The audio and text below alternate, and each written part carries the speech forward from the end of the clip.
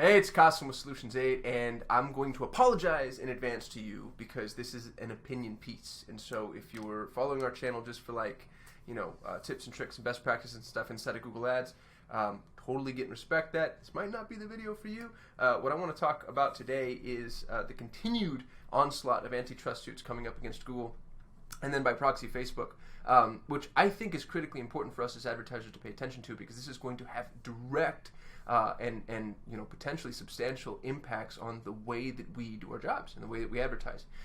There could be some really unique opportunities for us. There could also be some risk mitigation necessary, depending on how anti-fragile you want to make yourself. So I'm going to dive into the most recent article published 2 days ago. 10 states accuse Google of abusing monopoly in online ads. What's interesting is this suit focuses specifically on the ad piece. So where the antitrust suit at large, and incidentally, back all the way up, this is different than the federal antitrust suit. These are now states, individual states going after Google. 10 states have gone after Google, 40 states have gone after Facebook, interestingly. But they're now focusing on the ad piece of Google, where the federal antitrust suit was more kind of a global, accusation just in terms of Google's positioning from a search perspective. But they're actually niching down into ads. Here's the most amazing part of it. If this is true, it's crazy. So they claim that Google reached an agreement with Facebook. They say that Google and Facebook got together and were basically guilty of price fixing, more or less. Facebook agreed not to enter the competitive market in exchange for ad dollars. Now, if Google actually paid Facebook, that's just straight up bribery. Clearly that's a massive crime, but that just seems so far-fetched to me. Google says it's baseless. You think that would be pretty easily proven or disproven, given how much money you would need in order to structure a deal like that. So that's pretty impactful if it ends up being true. And if that's not true, I don't envy the person who came up with that, because that's maybe one of the most bold lies I've ever heard. I do like this quote, though, from a guy I don't like, Ken Paxton, who's the Texas Attorney General. We're going to talk about Ken. But Ken goes, if the free market were a baseball game, Google positioned itself as the pitcher, batter, and the umpire. That's true.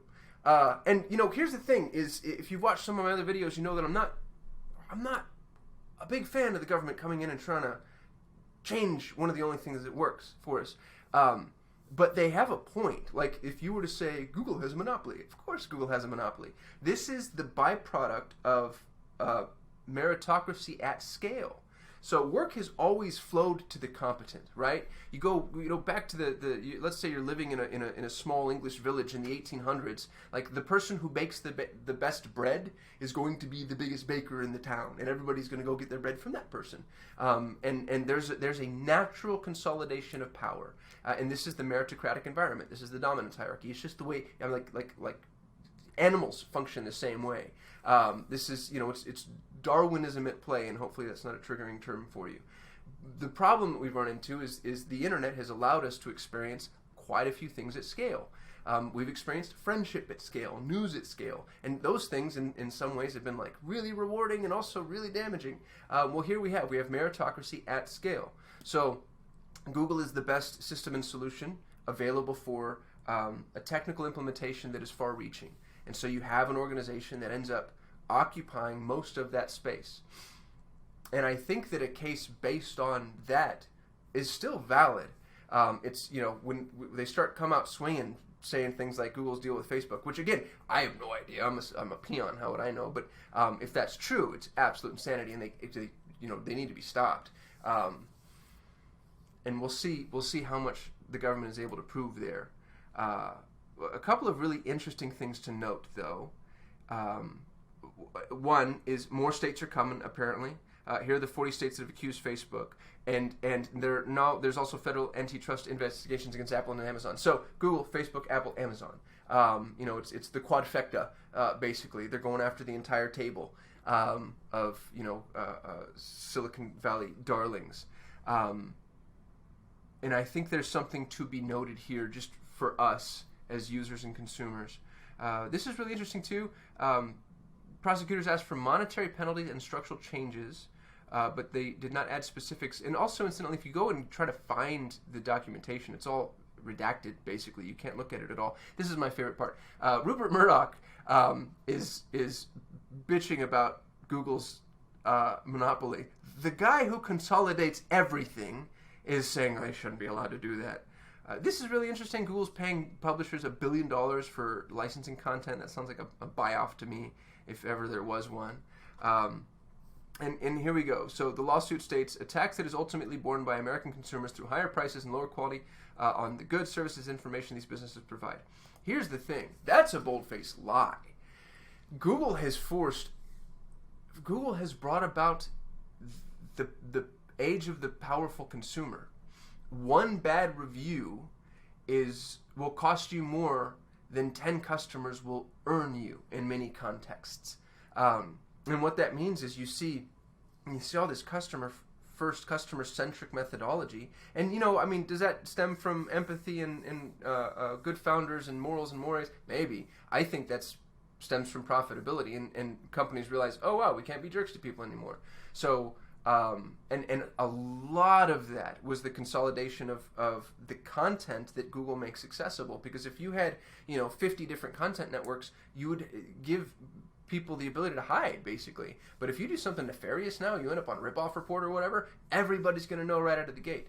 So I don't think that's hurt consumers at all. I also think that Google has forced, if anything, it's hurt business owners because it's forced a race to the bottom. Look at what happened to the automotive industry. Remember how miserable buying a car used to be? You had no idea what the damn thing was worth, no idea what you could get it for, no idea what was available elsewhere. And then you walked in on this lot and they just had you, and they knew it. And now, they're listing prices that they have to sell the car at. I remember just being shocked the first time I walked into a dealership and they just wouldn't negotiate with me.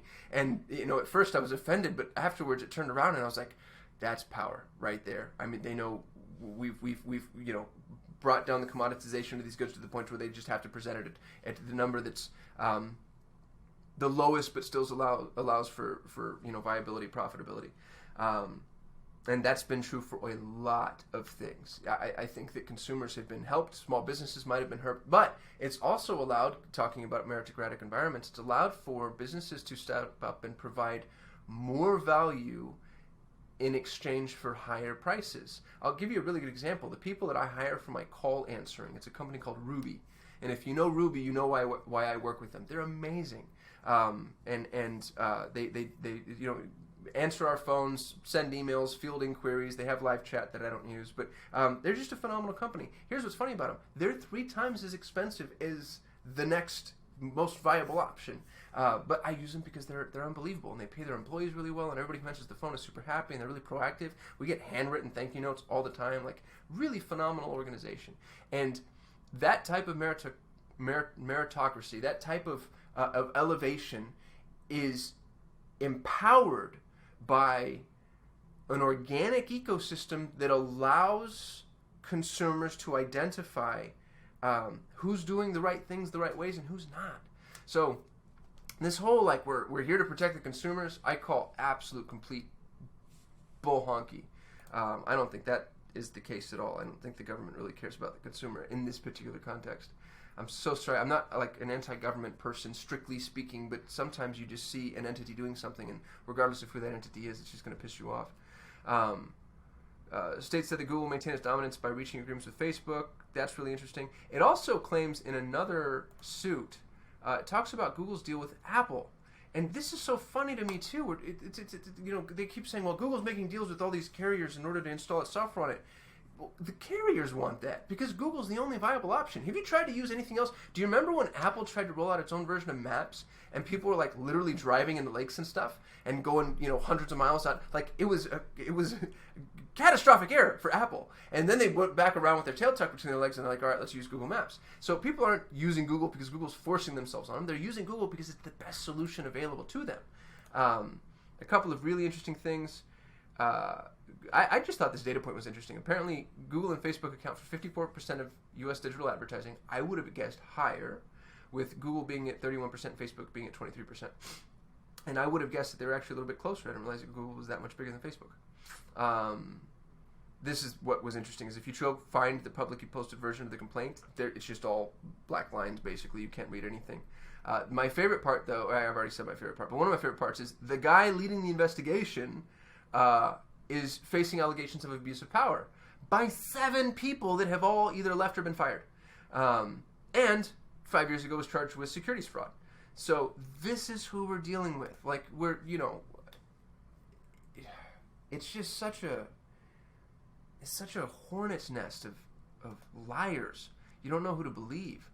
Now, this is all Republican driven, but they're expecting this to be bipartisan, which doesn't surprise me. Anytime I see anything that's, universally or ubiquitously bipartisan, it just lets me know that, yeah, the government's up to something. Y'all don't agree on everything unless there's, you're getting paid off or you're not getting paid off.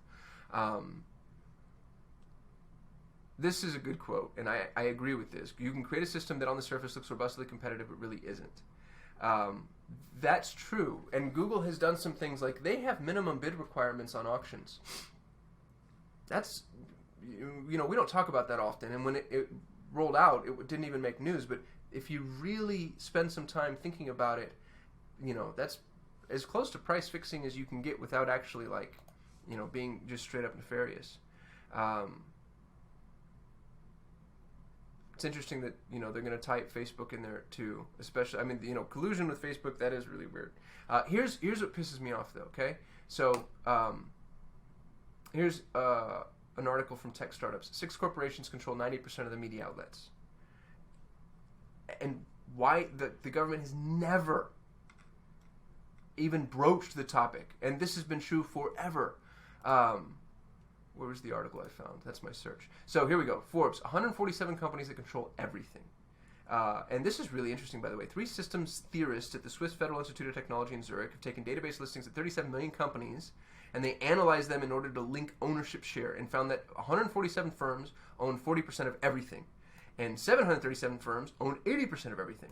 So, and we've always known that. But what's a little frustrating is, why aren't we going after these folks? Why are we going after the one thing that actually functions and makes all of our lives better? Here's what's funny is if you want to see the top 50 firms, they're all banks.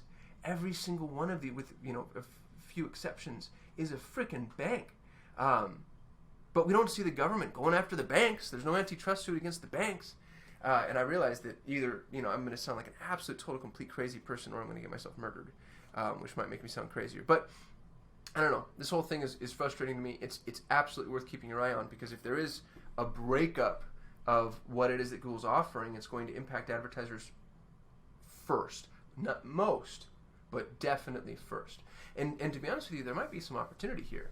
A breakup that created realms of inefficiency, that inefficiency is going to favor the smarter advertiser. So it's worth keeping your eyes peeled on and just paying attention to. Yeah, if you like this video, give me a thumbs up. I'd love to hear your comments and insights and ideas on this. Really want to make sure I'm not playing Chicken Little. I'm alone here in my echo chamber, so if you agree, let me know. If you disagree, let me know. Save me for myself. Subscribe if you want to see a video every day. Thanks for watching. I'll see you next time.